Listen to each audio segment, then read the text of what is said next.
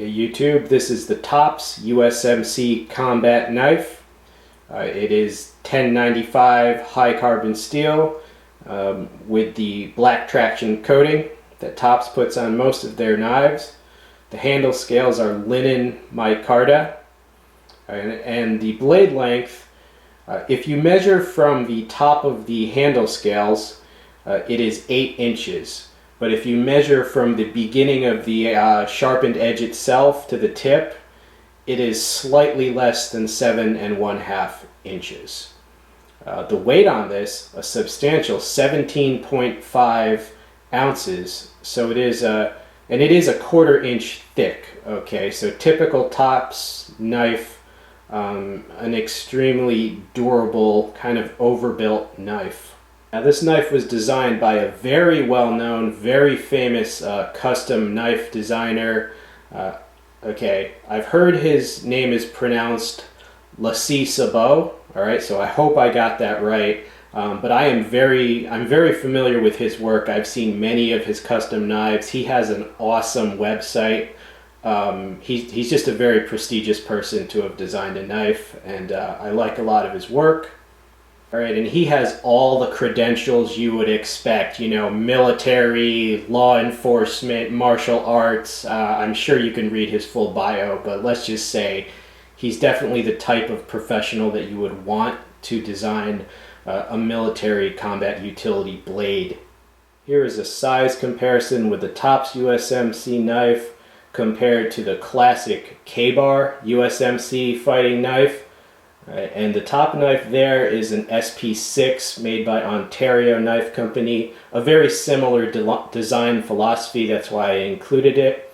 Right, so that should give you a good size reference. It's a bit longer than your standard KBar. Now, I don't see this Tops knife as trying to replace the KBar. You know, I really don't think that that would be possible. I see this Tops knife as more of a tribute to the classic KBar. You know, I always kind of laugh when a knife company says that they're going to make the next KBar or the replacement for the KBar. I saw an advertisement for a Gerber knife that was claiming that, and like I said, I don't think you can ever replace a classic, but I do think you can make something that might be inspired by it and that takes a lot of the most successful parts of the classic knife and maybe add some changes that might be considered, you know, upgrades for some users in some situations. To me, the best part of this Tops knife is not the blade design, it's actually what they've done with the handle. Full tang construction, green linen micarta with red liners, 1/4 inch thick, full tang, obviously lanyard hole through the extended tang, which is, I guess, kind of an impact surface there. But yes, this is an extremely rugged handle design, integral guards, 1/4 inch thick the whole way. Yeah, this thing is made to take a lot of punishment, and the texture of the handle with the very deep horizontal grooves there, it gives an excellent grip. Combined with those guards, it gives an excellent grip. As for the blade itself, you see it's a Saber grind, very strong type of grind, and it is a clip point. Right, and you see it has these serrations here, which are kind of strange. You can see them better from the other side. Yeah, those serrations, I've never seen ones quite like that before.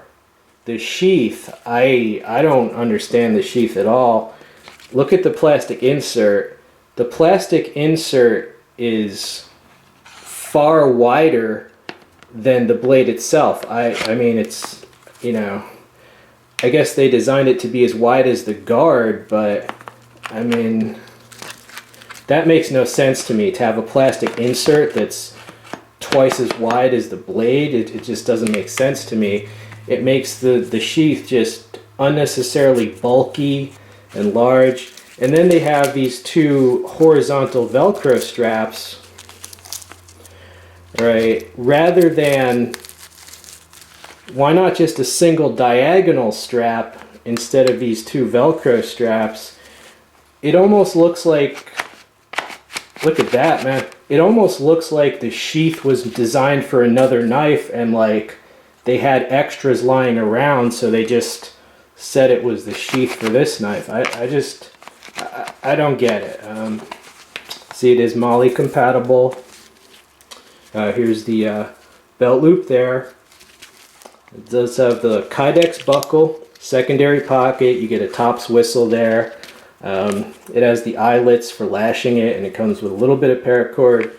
But yeah, I really like the knife. I have no idea why they would make a sheath that's like this. I mean, yeah, you could tighten these more and so forth, but just, yeah, I don't really get that, but, you know, there it is. All right, and I want to make clear, I might have sounded like I was being a little harsh on that sheath. I support Tops knives. I've reviewed quite a few of their knives, and I collect Tops knives. And Laci Szabo, I have nothing but respect for his designs as well. Okay, but I'm just trying to give you both the positive parts and the negative parts, and yeah, I'm pretty much just trying to be honest about that sheath. Now, as far as this compared to the classic USMC Ka-bar, you know, I know a lot of people are just going to say, oh, just buy a Ka-bar. Well, you know, obviously I already own a Ka-bar, and pretty much 90% of my subscribers, at least the ones that are into fixed blades, they all have Ka-bars, okay? So pretty much most of my subscribers already own a Ka-bar. But that doesn't mean that, you know, they're never going to buy another knife again, okay? So, you know, I think you can own both. To be honest with you, I do prefer the Micarta handle scales on this knife to the stacked leather that is on my Ka-bar. And I also prefer the true full tang that is on this knife compared to the full, basically hidden stick tang that is on my Ka-bar. However, on the negative side, this knife has a far higher price, right, than the Ka-bar. So if you're going to factor in price, well, you know, then it could be a different story. I would say if you're on a tight budget for whatever reason, you know, you might want to steer clear of most of Tops knives, because just like Emerson, just like Benchmade, just like Chris Reeves, you know, Tops knives are known for being basically expensive knives. That doesn't mean they're not also good knives. It just means you have to work within the limits you set for yourself. All right, so my overall opinion, I love the full tang construction, 1/4 inch thick. I love the appearance of the handle scales and the liners, as well as the feel, the ergonomics of them.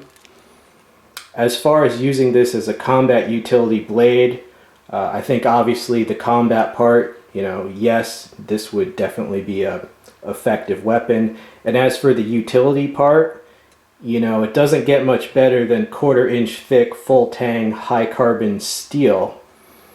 All right, the traction coating might interfere with slicing through, you know, because it does create a bit of friction. But you know, this was not meant as a butcher knife. This was not meant to, like, you know, slice up your ribs in a butcher shop, okay? So the Saber grind, I mean, it's an extremely strong type of grind, obviously. You know, that's why it's used in the Ka-bar, and that's why they use it here. So overall, this would make an excellent combat utility knife, and I know they didn't intend it to be this, but they made it so attractive looking. It's actually a very nice collectible as well. All right, so I do highly recommend this knife if you're willing to go to this price point, and if you're willing to have a sheath or make your own sheath for the knife. Stay tuned for many more videos. I'm out of here.